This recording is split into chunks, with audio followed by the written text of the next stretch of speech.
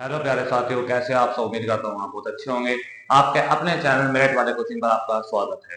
देखिए, आज हम बहुत टाइम बाद आपके लिए वीडियो लेकर आए हैं। बहुत टाइम बाद आपसे मुलाकात हुई है, तो आज आपको हम बहुत चीजें बताने वाले हैं जो बोर्ड वाले बच्चों के लिए बहुत इंपॉर्टेंट होने वाली है। कुछ समय से थोड़ा सा कुछ इशू था, इस वजह से मैं वीडियो नहीं बना पाया, लेकिन मैं आज आपसे खास चीज बात करना आया हूँ। ठीक है, देखिए अब सितंबर चल चुका है और सभी स्कूलों में हाफ ईयरली एग्जाम शुरू हो चुके हैं। ठीक है जी, अर्धवार्षिक परीक्षा स्टार्ट हो चुकी है और आपको उनसे ये पता लग जाता है कि आपकी तैयारी कितनी है। देखिए, वैसे तो अगर मैं बोर्ड वाले बच्चों के लिए बात करूं तो बोर्ड वाले बच्चों के लिए जो मोस्ट इंपोर्टेंट है वो सीधा बोर्ड के एग्जाम होते हैं। बट उससे पहले क्योंकि हम वीडियो बना रहे हैं तो हम आपको बता दें कि भाई ये एग्जाम भी आपके लिए उतने ही इंपॉर्टेंट है जितना आपके लिए बोर्ड एग्जाम, क्योंकि इनसे आपको पता चल जाता है कि आपकी तैयारी कितनी है, पेपर किस पैटर्न पे आता है, और उसके बाद एक बार इसके बाद जब आपके एग्जाम होंगे प्री बोर्ड, तो उससे भी आपको काफी हेल्प मिलने वाली है। ठीक है, तो आज मैं आपसे जो बातचीत करने आया हूँ, ये बातचीत करना है आपसे बोर्ड के रिलेटेड। जैसे 10th क्लास है तो 10th क्लास में कितने नंबर का एग्जाम आता है, किस बेस पे आता है, प्रैक्टिकल कितने नंबर के होंगे, वो सारी बातचीत हम आज इस वीडियो में आपसे करेंगे। तो आप लोग बस शुरू से लेकर लास्ट तक की वीडियो ऐसे बने रहने, देखते रहने। ठीक है, तो हम आपको देखिए, सबसे पहले बात मैं बताऊं, आपको जो पेपर होता है वो टोटल होता है आपका 70 नंबर का। ठीक है जी, यूपी बोर्ड में 70 मार्क्स आ जाता है आपका बोर्ड का पेपर। ठीक है जी, बोर्ड एग्जाम का जो पेपर आता है वो टोटल 70 मार्क्स का आता है। 30 नंबर इसमें प्रैक्टिकल के होते हैं।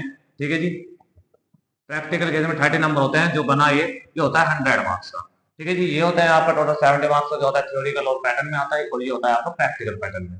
ठीक है, ये 100 नंबर का होगा। अब ये 30 नंबर तो आपको स्कूल की तरफ से मिलेंगे, जिसमें आपको वाइवास वगैरह प्रैक्टिकल वगैरह दिखाने होंगे, वो भी आपकी चेक होती है। ठीक है, ये 30 नंबर आपको स्कूल की तरफ से, इसमें आपको 28 29 28 29 30 ऐसे मिलते हैं, यानी इन 3 नंबर में से आपके बीच आपके नंबर मिल जाते हैं।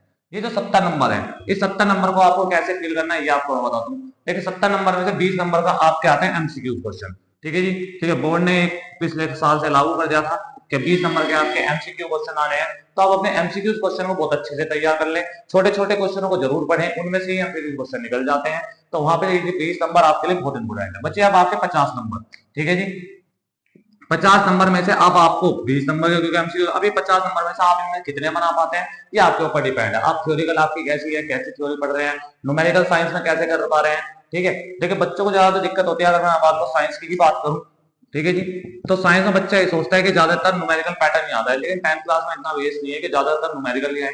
कि केमिस्ट्री में आपके 3 से 4 चैप्टर हैं।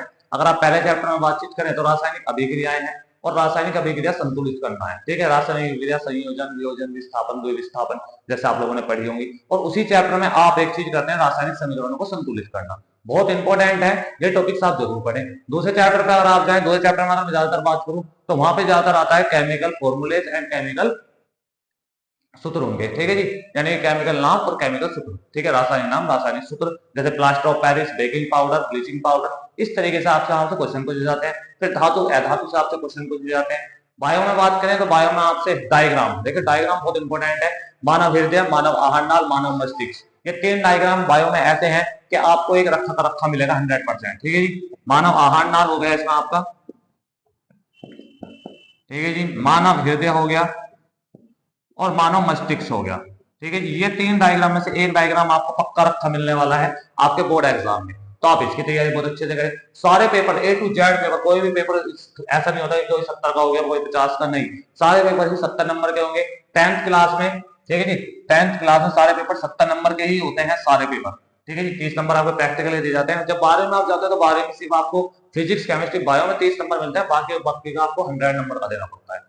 और बोर्ड में जैसा हम देखते हैं पिछले कुछ सालों से, तो हिंदी का पेपर सबसे पहला पेपर होता है, और फरवरी में आपके एग्जाम शुरू होंगे, ये कंफर्म है। ठीक है, डेट शीट आ जाती है, फरवरी में आपके एग्जाम शुरू होने हैं। तो अब आपको तैयारी पर लग जाना है बेटा। अब आपको पीछे चीजें छोड़नी नहीं है कि अभी हमारे पास बहुत टाइम, कुछ टाइम नहीं बचा। अब आपके पास बहुत कम समय है, 3 से 4 महीने आप मान के चलिए, 1 महीना आपका प्रैक्टिकल और प्री बोर्ड में निकल जाएगा, आपको पता भी नहीं लगेगा। ठीक है, और उससे पहले आप अब जैसे आपके हाफ ईयरली एग्जाम चल रहे हैं, तो आप खुद देख सकते हैं कि आपकी तैयारी कितनी है। तो अपनी तैयारी बेस्ट कीजिए। 20 नंबर के जो एमसीक्यूज हैं, ये एमसीक्यूज 20 में से आपको 18 19 17 नंबर इनमें लाने ही लाने हैं, कि इसमें से आपके 17 18 19 नंबर आराम से बन जाए। क्योंकि अगर आपने एमसीक्यूज में नंबर बना लिए तो ये 50 नंबर में से आप 30 नंबर भी मान लो बना रहे हैं, 30 आपने यहाँ बना लिए, 15 आपने यहाँ बना लिए। ठीक है जी, 45 नंबर आपके बन गए हैं। ठीक है, लेकिन अगर आप और भी ज्यादा बेटर करेंगे, और भी ज्यादा अच्छा करेंगे, यानी जो ये 50 नंबर है, इस 50 में से आप 45 या 40 के आसपास का स्कोर कर लेते हैं, और इसमें प्लस कर देते हैं आप 15, तो ये हो गए 55 नंबर। ठीक है जी, 70 में से।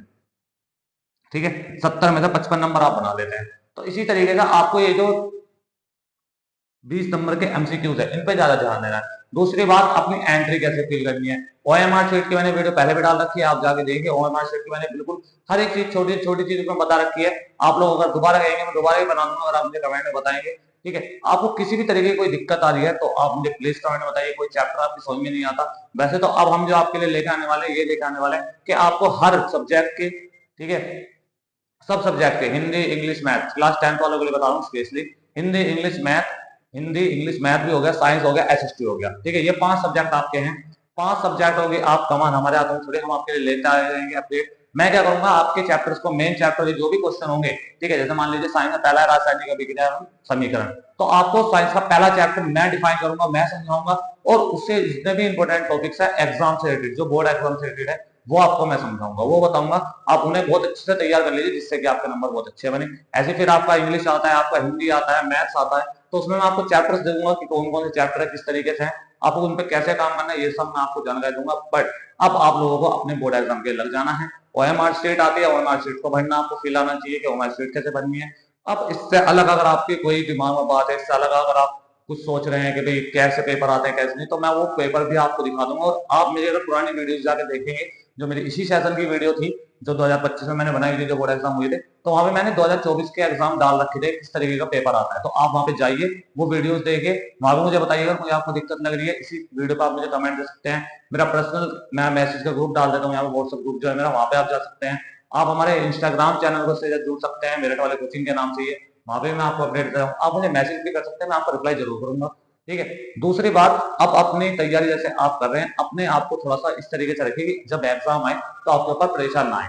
12th वालों की बात करूं मैं, अगर 12th वालों के साथ भी यही है भाई, फिजिक्स केमिस्ट्री मैथ, ठीक है जी, पीसीएम और पीसीबी, ठीक है जी, ये मैथ और ये बायो, ठीक है। इन तीनों में तो आपको 70-70 नंबर के ही पेपर देने पड़ेंगे, यानी कि ये ले रखी है तो आपको 70 नंबर के पेपर है। लेकिन इसके अलावा हिंदी और इंग्लिश, ये आपको 100 नंबर के पेपर देने पड़ेंगे बोर्ड में, ठीक है जी।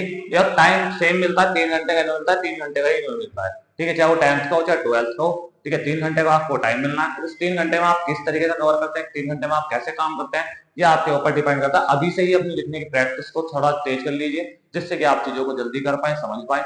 और कोई भी अगर आपको दिक्कत आती है तो उसमें आप हमारे साथ जुड़िए, आपका अपना ही चैनल है, आपका अपना ही मैं भाई हूँ, ठीक है। तो आप मुझे बिल्कुल बताइए, कोई भी दिक्कत है मैं आपके साथ हूँ, बिल्कुल क्लियर करेंगे। अब आपके लिए मैं वीडियो लेकर आता रहूंगा, जितनी अभी दूरियां हुई थी, कुछ 1 वीक से ज्यादा मुझे लगता है कि मैंने कोई वीडियो नहीं डाली, तो वो भी मैं भरपाई कर दूंगा, आपके लिए बिल्कुल कमी नहीं छोड़ूंगा। आप जैसा चाहते हो बिल्कुल आपको बोर्ड की ऐसी ही मिलेगी, ठीक है। मैं आपको मैथ्स के भी, हिंदी के भी, इंग्लिश के भी, एसएसटी, बहुत बच्चों को एसएसटी में दिक्कत आती है कि एसएसटी में क्या करें, क्योंकि एसएसटी बहुत सी बार समझ में नहीं आती, तो उसके भी चैप्टर्स आपको समझा देंगे, उसके भी आपको बता देंगे मेन क्वेश्चन कैसे होने हैं, ठीक है। तो बस आप हमारे साथ ऐसे ही जुड़े रहिए, अपना प्यार ऐसे दिखाते रहिए, और हम भी आपके लिए काम करते रहेंगे, हमारा आपसे वादा है, ठीक है। आज के लिए इतना ही, मिलते हैं अगले ऐसे ही नेक्स्ट वीडियो में, जिसमें मैं आपको बहुत चीजें बताने वाला हूँ आपके लिए इंपोर्टेंट।